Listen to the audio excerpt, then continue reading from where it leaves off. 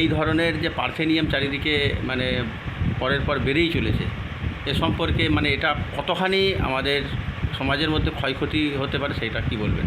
Parthenium এমন একটা প্রজাতির গাছ, এটা আমাদের ভারতবর্ষের গাছ নয়, এটা বাইরে থেকে এসেছে এবং এটা আগাছাযুক্ত গাছ। আর এটার সবচেয়ে বেশি ক্ষতিকারক হচ্ছে এই যে 3 মাস বাঁচে, 3 মাসের মধ্যে এক একটা গাছ প্রায় 15,000 বীজ তৈরি করে এবং ওই বীজ এতই সূক্ষ্ম যে বাতাসের সঙ্গে চারিদিকে ছড়িয়ে পড়ে। এর প্রভাব মানব জীবন এবং চাষি, মানে আমাদের যেহেতু কৃষি প্রধান এলাকা, এতেও প্রচুর পরিমাণে প্রভাব ফেলে।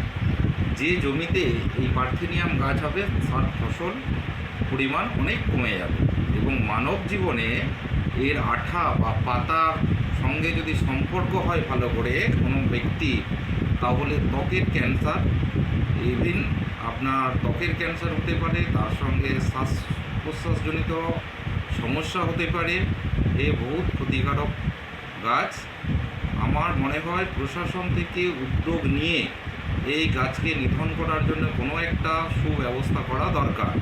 যেটার প্রথম হচ্ছে কোনো কেমিক্যালই নয়, শুধুমাত্র লবণ জল স্প্রে করলে এই গাছ খুব তাড়াতাড়ি 2 দিনের মধ্যেই মারা যাবে। এইটুকু যদি সহযোগিতা কেউ করে তাহলে মনে হয় সমাজের অনেক কিছু উপকার হতে পারে। মোটামুটি এটা কয় ধরনের রোগ সৃষ্টি করতে পারে? প্রায় আপনার ধরে রাখুন 3 থেকে 4 ধরনের রোগ সৃষ্টি করে: ত্বকের ক্যান্সার, অ্যাজমা, শ্বাসকষ্ট, কাশি।